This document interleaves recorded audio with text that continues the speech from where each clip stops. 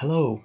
In this video I would like to share another function that is, I think it's probably my favorite and my main, not a tool, but a function that is within a few tools that I use 100% of the time when I'm editing any photos. And that is the non-destructive method of editing. Now, there are many ways to do that, and I remember first of all, when I began, I used to edit photos on the original layer. So for instance, if I were to select my healing brush tool, what I would do is if I edit something immediately, this layer or the original photo is not original anymore. And if I ever wanted to go back to original, I couldn't do that conveniently. So it didn't take long until I realized it's a good idea to create a backup copy. So I would just duplicate the layer and work on a copy of it, and then whenever I want to get back to the original one, I can always do that. But this was okay for a while, and then until I've started editing different areas on different layers, and that's where the problem came in. Is if I edit one in one place and then I do another backup copy and edit, let's say, eyes. If I wanted to edit the previous area, which I did on a different layer, I would need to create a mask and erase or reveal this part of the image under the underlying layer, and it didn't work well with what I wanted to do. So it came down to probably one of the best functions that are available in Clone Stamp and Healing Brush tool, and that is this section right here, sample.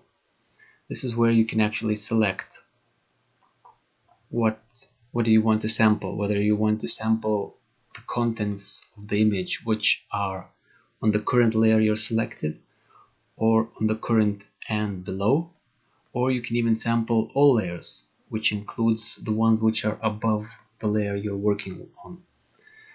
And the way this works is it basically allows me to create a new blank layer, and then what I can do is I can do the edits.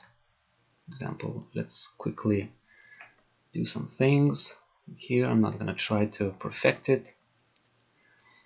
And now if I turn off the bottom layer, you can see these edits remain on a blank layer which does not have anything else except those specific layers. And now let's say if I wanted to work, I don't know, let's say on the hair, I can create a new empty layer.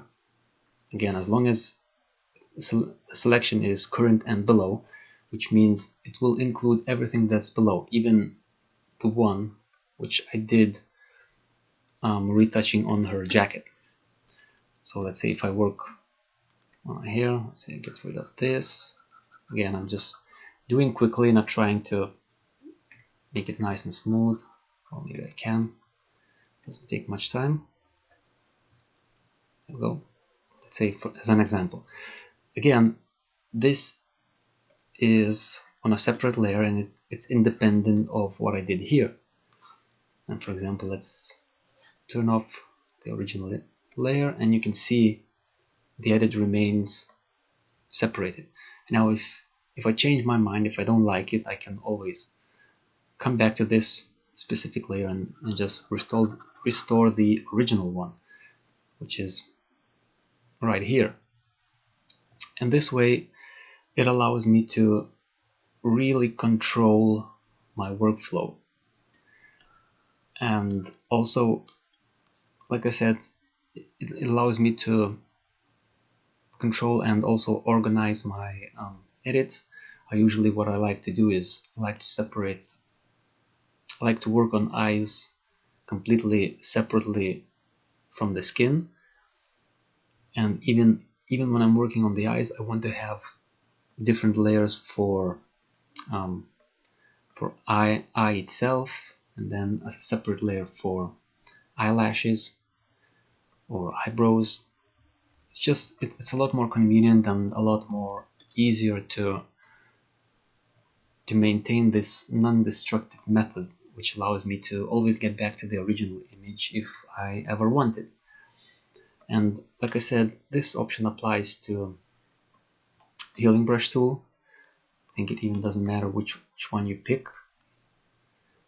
I don't think it works on patch tool.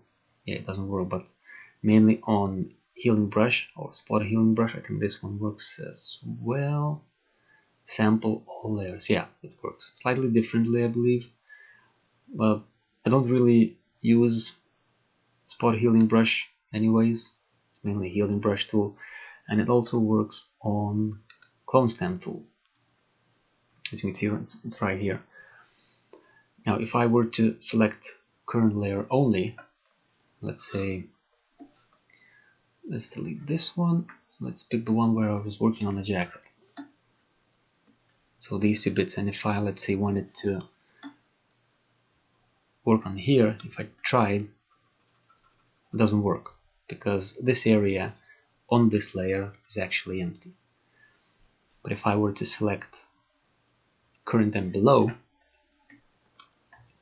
now I can work. You can see it samples the skin, which is on the lower layer than the one I have selected. And this is, like I said, I think it's one of my main core features or ways of how my workflow works when I'm editing photos. So use it, learn it, and enjoy it. Thank you for watching, and I'll see you next time.